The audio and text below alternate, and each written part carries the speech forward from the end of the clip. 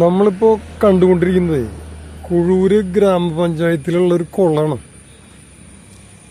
അത് എത്ര നല്ല രീതിയിൽ സംരക്ഷിച്ചിട്ടുണ്ടെന്നുള്ളതാണ് എനിക്ക് കണ്ടപ്പോൾ. ഞാൻ ഇപ്പോൾ ഈ വഴിക്ക് പുത്തമ്പേലിക്കര പോയിക്കൊണ്ടിരിക്കുകയാണ്. അത് നമുക്കൊക്കെ കണ്ടുപിടിക്കാവുന്നൊരു മാതൃകയായിട്ട് തോന്നിച്ചത് നമുക്കെന്ന് പറഞ്ഞാൽ എല്ലാവർക്കും. എനിക്ക് തോന്നണത് ഒരു 2 ഏക്കർ 3 ഏക്കർ സ്ഥലത്ത് നിൽക്കണമെന്ന് തോന്നുന്നുണ്ട്. 2 ഏക്കർ എന്തായാലും ഉണ്ടാവുന്നു.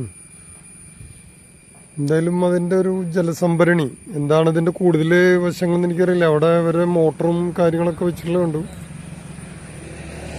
ഇപ്പം എന്തായാലും വളരെ ഒരു സംഭവമായിട്ട് തോന്നിച്ചത്.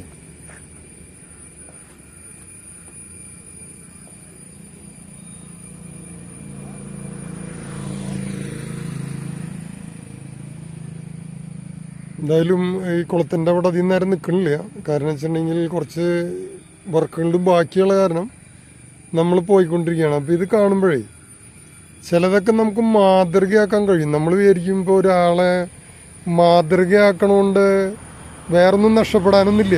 ഇപ്പോൾ ചിലരിപ്പോൾ 2020 പറയുമ്പോൾ പറയും അത് ആ പാർട്ടി ഈ പാർട്ടി എന്ന് പറയും.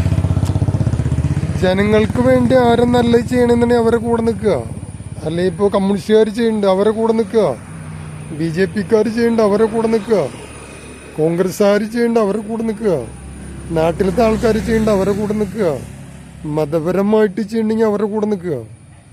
അപ്പോൾ ആരും നല്ലത് ചെയ്യണമെന്നുണ്ടെങ്കിൽ അവരെ കൂടെ നിൽക്കുക.